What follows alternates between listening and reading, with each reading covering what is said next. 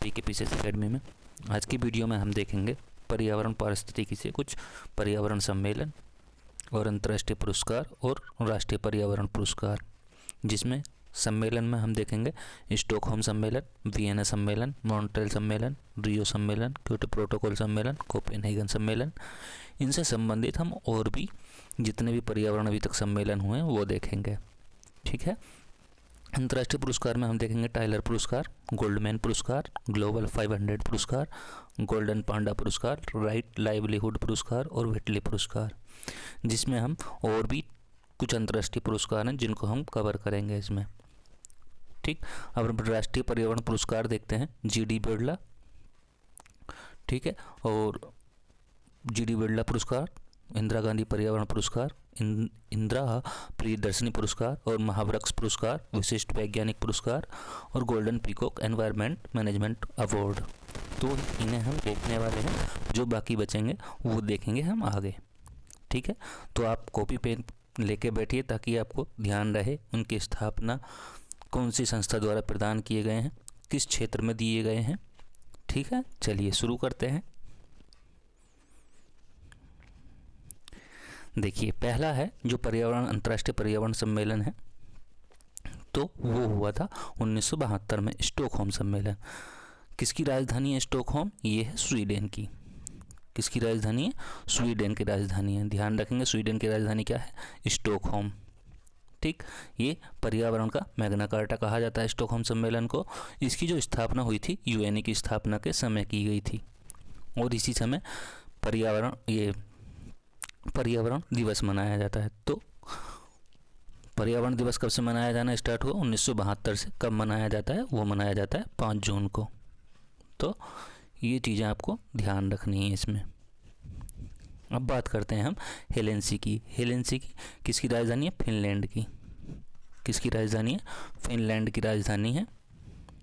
कब हुआ था हेलेंसिकी सम्मेलन? ये हुआ था 1974 में। किससे संबंधित है? ये पर्यावरण, ये सामुद्रिक पर्यावरण की सुरक्षा करना, इससे संबंधित है। ठीक है। अभी यदि हम बात करते हैं लंदन सम्मेलन की, लंदन सम्मेलन कब हुआ था? 1975 में हुआ था। किससे संबंधित था?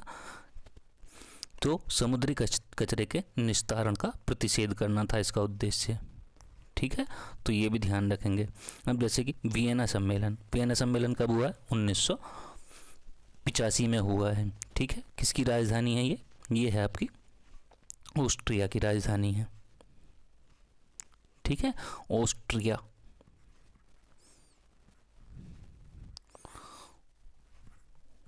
ऑस्ट्रिया की राजधानी है ये वियना। तो 1985। ये किससे संबंधित है? ओजोन संरक्षण से संबंधित है। वियना सम्मेलन जो है ओजोन संरक्षण से संबंधित है। तो जैसे कि अभी स्टॉकहोम सम्मेलन है, हेलेंसिकी सम्मेलन है, वियना सम्मेलन है, लंदन सम्मेलन है। अब इनको क्रम में भी पूछ सकता है, तो क्रम भी ध्यान रखेंगे। चलिए आगे देखते हैं।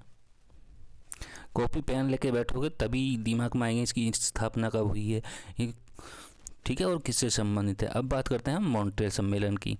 मॉन्ट्रियल सम्मेलन कब हुआ था? 1987 में हुआ था। कहाँ है ये? कनाडा में। कनाडा के मॉन्ट्रियल में हुआ था।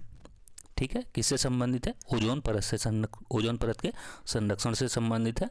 और इसी टाइम पे ओजोन दिवस मनाए जाने की शुरुआत हुई थी। कब मनाया जाता है? 16 सितंबर को ओजोन दिवस मनाया जाता है, जो कि यहाँ से कई बार क्वेश्चन पूछा जा चुका है। ओजोन दिवस कब मनाया जाता है और एनवायरनमेंट डे या पर्यावरण दिवस कब मनाया जाता है। ठीक है, तो ध्यान रखेंगे। अब बात करते हैं हम रियो सम्मेलन की, जिसे हम पृथ्वी सम्मेलन भी कहते हैं। कब हुआ था? ये 1992 में हुआ था। इसमें सतत विकास एजेंडे पर एजेंडा 21 पर सहमति बनी थी इनकी। और इसकी स्थापना जो हुई थी जलवायु परिवर्तन पर संयुक्त राष्ट्रीय फ्रेमवर्क कन्वेंशन की स्थापना हुई थी। United nation framework on climate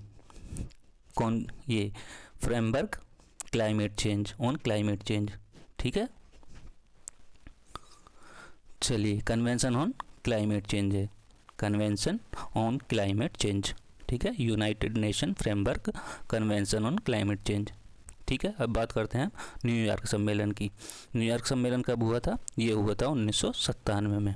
इसमें एजेंडा 21 को लागू करने संबंधी कार्यक्रम पर चर्चा की गई थी।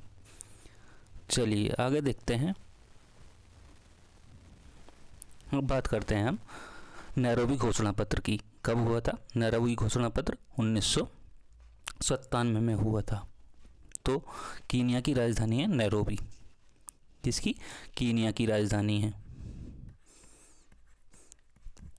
तो 1997 में हुआ था। इसमें जो है अंतर्राष्ट्रीय संधियों का प्रभावकारी क्रियान्वयन किया गया था।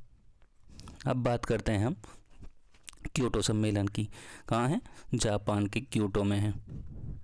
कब हुआ था? 1997 में। अब ये देखिए दोनों एक ही टाइम पे हुए हैं, 1997। तो ध्यान रखेंगे। ये किससे संबंधित है? ये है ग्रीन हाउस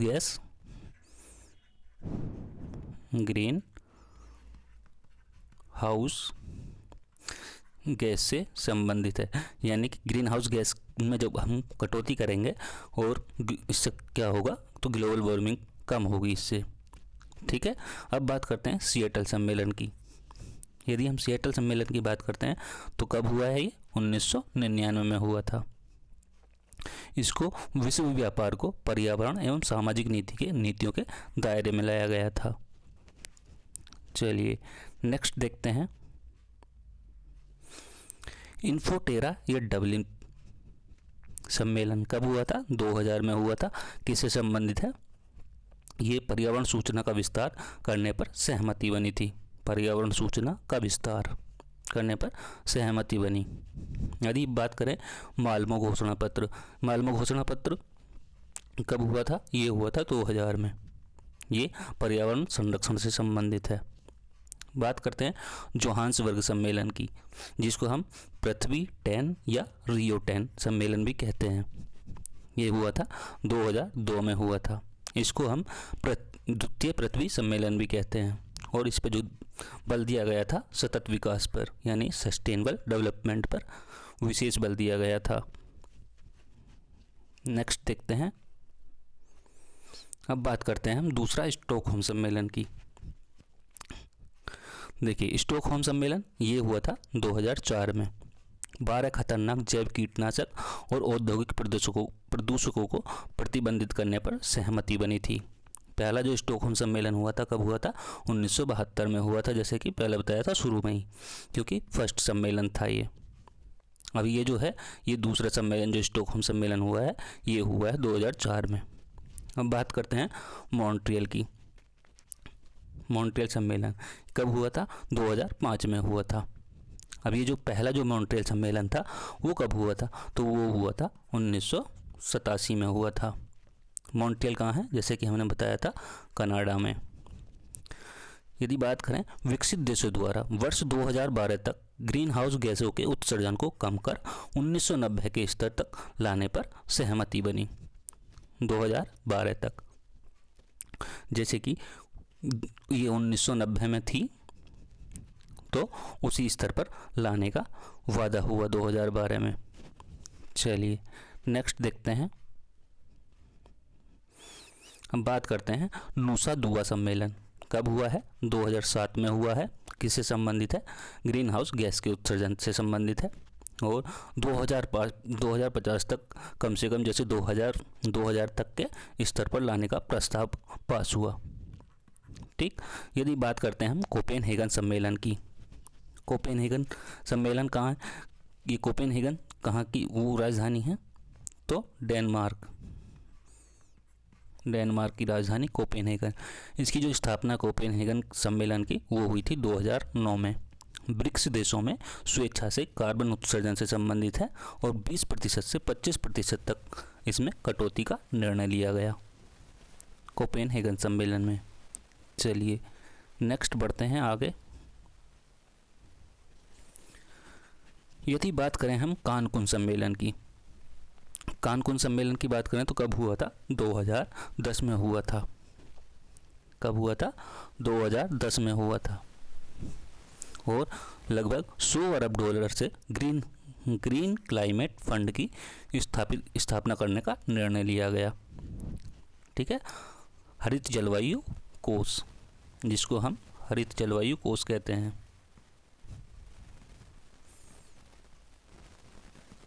ओस कहते हैं। ठीक है, डरबन सम्मेलन कब हुआ था? वो हुआ था 2011 में हुआ था। किससे संबंधित है? ये भी ग्रीन क्लाइमेट फंड पर, इस पर विस्तृत चर्चा की गई थी, यानी कि हरित जलवायु कोष पर विस्तृत चर्चा की गई थी। दोहा किसकी राजधानी है? कतर की। यह है कतर की राजधानी दोहा, यानी कि दोहा सम्मेलन। दोहा सम्मेलन कब हुआ था? 2012 में हुआ था। CDM यानी कि क्लीन डेवलपमेंट मैकेनिज्म के अंतर्गत प्रदूषण को कम करने का प्रयत्न करना।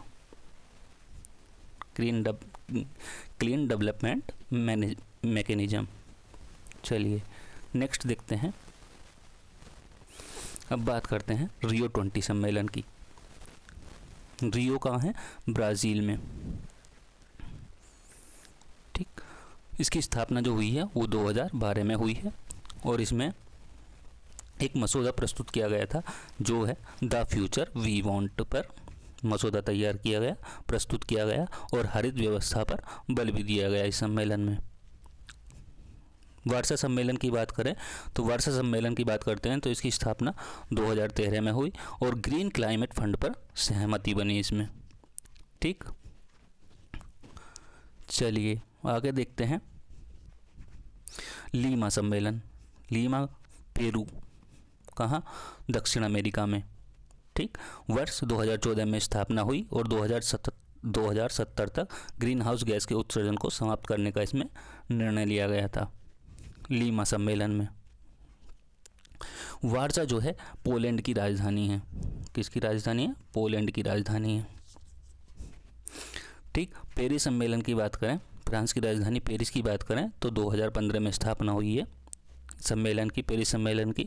और ये किससे संबंधित है? कार्बन उत्सर्जन के लक्ष्य हेतु कानूनी रूप से बाध्यकारी संधि है ये एक। चलिए नेक्स्ट देखते हैं। अब एक सम्मेलन है बाब इगली सम्मेलन। कब स्थापना हुई है? 2016 में हुई है और इसमें मार्केस कार्यवाही की उद्घोषणा की गई थी। किस किस को लेकर? हमारी जलवायु और सतत विकास को लेकर के। ठीक है, ये कहाँ है? बाग इगली, ये है मोरक्को में, यानी कि अफ्रीका में, मोरक्को। बोन सम्मेलन की बात करें, जर्मनी में एक शहर है बोन। ठीक, तो इसकी राजधानी ये जो है, इसकी स्थापना बोन सम्मेलन की वो हुई थी 2017 में और फिजी मोमेंटम फॉर इम्प्लीमेंटेशन प्रस्तुत किया गया था इसमें। अब बात करें क्रोटो विश्व सम्मेलन की, तो इसकी स्थापना जो हुई थी वो वर्ष 2018 में हुई थी और 2015 के पेरिस जलवायु समझौते को लागू करने पर भी सहमति बनी थी। बात करते हैं मैड्रिड सम्मेलन की। मैड्रिड सम्मेलन कब हुआ था? ये हुआ था आपका 2019 में हुआ था। यूरोपीय ग्रीन डील प्रस्तुत किया गया। तो ये थे अंतर्राष्ट्रीय पर्यावरण सम्मेलन और संधियाँ। ठीक, अब देखते हैं हम अंतर्राष्ट्रीय पर्यावरण पुरस्कार के बारे में। देखिए, राइट लाइवलीहुड पुरस्कार है, अंतर्राष्ट्रीय पुरस्कार है जो कि पर्यावरण से संबंधित है। देखिए, इसमें जो राशि दी जाती है, कितनी दी जाती है? लगभग $2.8 लाख दी जाती है। ठीक, इसकी स्थापना जो है कब हुई थी? 1980 में हुई थी। और जो इनको इस राइट लाइवलीहुड पुरस्कार को जो संस्था प्रदान करती है तो वो कौन है? वो कौन सी करती है? वो है राइट लाइवलीहुड सोसाइटी प्रदान करती है। तो ध्यान रखेंगे, पर्यावरण एवं सामाजिक न्याय के क्षेत्र में दिया जाता है। अब बात करते हैं हम टाइलर पुरस्कार की। तो इसमें जो राशि दी जाती है वो दी जाती है $2 लाख के आसपास। ठीक है, और स्थापना इसकी कब हुई थी? टाइलर पुरस्कार की 1973 में।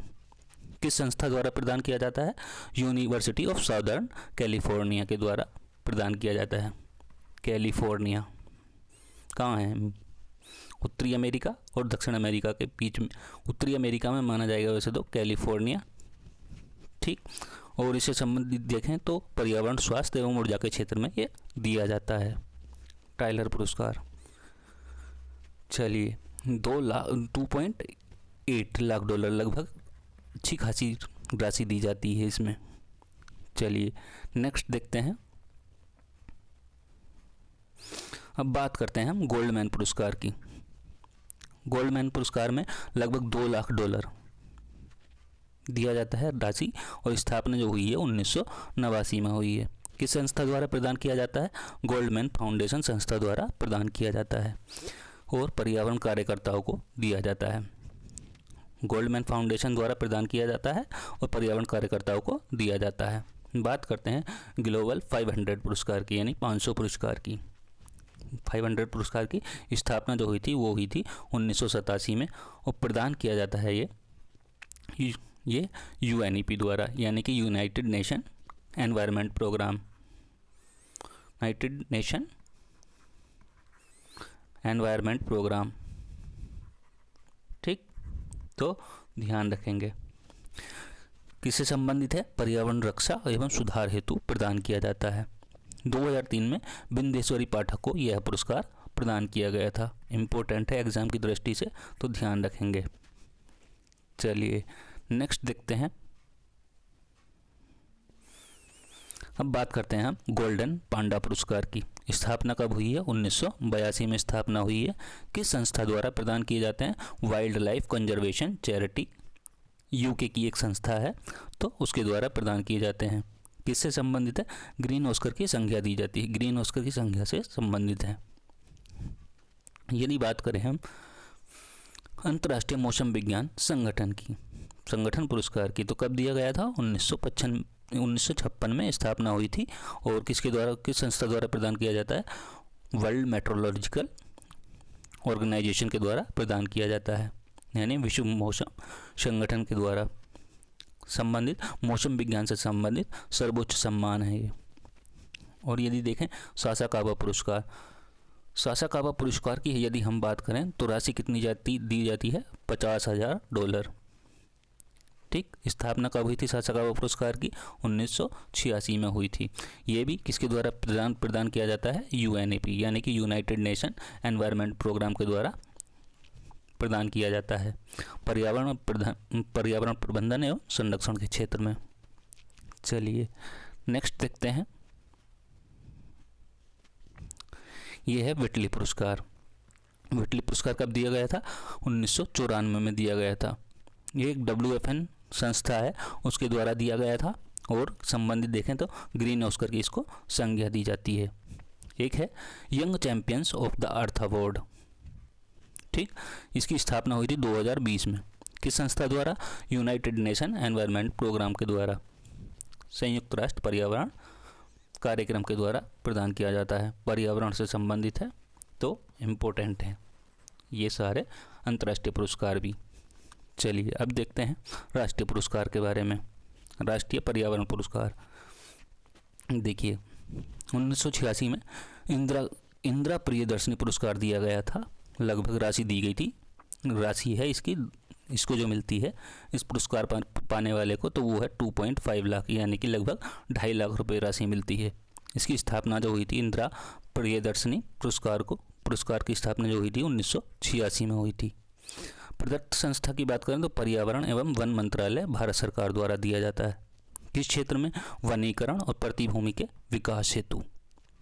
यदि बात करते हैं हम इंदिरा गांधी पर्यावरण पुरस्कार की, इस श्रेणी में जैसे कि राशि कितनी दी जाती है, तो इसमें 2 श्रेणी है, एक तो संगठन श्रेणी है और दूसरी है व्यक्तिगत श्रेणी। तो संगठन श्रेणी में 2 पुरस्कार दिए जाते हैं जो हैं 5 लाख, जो राशि है 5 लाख है। व्यक्तिगत श्रेणी में 3 पुरस्कार होते हैं, जैसे कि फर्स्ट को 5 लाख, सेकंड को 3 लाख और थर्ड को 2 लाख, इस तरीके से दिया जाता है। ठीक, अब इसकी स्थापना की बात करें तो 1987 में हुई है, और प्रदान जो करती है संस्था वो है भारत सरकार द्वारा प्रदान की जाती है। बात करते हैं GD बिरला पुरस्कार की, तो ये इसको जो राशि दी जाती है लगभग 2.5 लाख रुपए दी जाती है, यानी कि 2.5 लाख रुपए, और स्थापना जो है 1991 में की गई थी। संस्था की बात करें तो बिरला फाउंडेशन के द्वारा दिया जाता है। लगभग 50 वर्ष से कम आयु के भारतीय वैज्ञानिक जो होते हैं उनको, और या 5 वर्ष की उपलब्धियां को मान्यता प्राप्त होनी चाहिए, तो उनको दिया जाएगा। चलिए नेक्स्ट देखते हैं लगभग हमने सारे ही कवर किए हैं इसमें, राष्ट्रीय भी, अंतर्राष्ट्रीय भी और सम्मेलन भी। चलिए देखते हैं राष्ट्रीय प्रदूषण निवारण पुरस्कार। इसमें जो राशि दी जाती है वो दी जाती है 1 लाख रुपये, और स्थापना कब हुई है? 1992 में हुई है। इसको जो संस्था प्रदान करती है वो है पर्यावरण, वन एवं जलवायु परिवर्तन मंत्रालय द्वारा, भारत सरकार द्वारा प्रदान किया जाता है। प्रदूषण निवारण के लक्ष्यों की प्राप्ति करना इसका लक्ष्य है। चलिए नेक्स्ट देखते हैं, बात करते हैं राजीव गांधी वन्य जीव संरक्षण पुरस्कार की। इसकी स्थापना जो हुई है 1998 में हुई है, और किससे संबंधित है? वन्य जीव संरक्षण के लिए देश का सर्वश्रेष्ठ पुरस्कार माना जाता है ये। ठीक, एक है विशिष्ट वैज्ञानिक पुरस्कार, ये 1991-92 में इसकी स्थापना हुई थी, और लगभग इसमें 2 होते हैं, दो को प्राप्त होता है ये पुरस्कार। तो पहले को 20,000 मिलते हैं और दूसरे को भी 20,000 मिलते हैं। चलिए नेक्स्ट देखते हैं,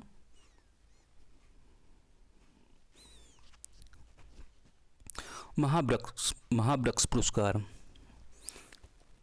तो इसमें जो राशि दी जाती है वो दी जाती है 25,000 रुपये, और स्थापना जो हुई है 1993-94 में इसकी स्थापना हुई है। और जिस संस्था द्वारा प्रदान किए जाते हैं वो है राष्ट्रीय वनारोपण पारिस्थितिक विकास बोर्ड के द्वारा प्रदान की जाती है, और प्रत्येक वर्ष अधिसूचित वर्षों का रोपण करने वाले व्यक्ति और संगठनों को दिया जाता है, व्यक्तियों को या संगठनों को। ठीक, अब बात करें golden peacock environment management award की। तो इसकी स्थापना जो हुई है कब हुई है? 2020 में हुई है। ठीक है, कब हुई है स्थापना? 2020 में।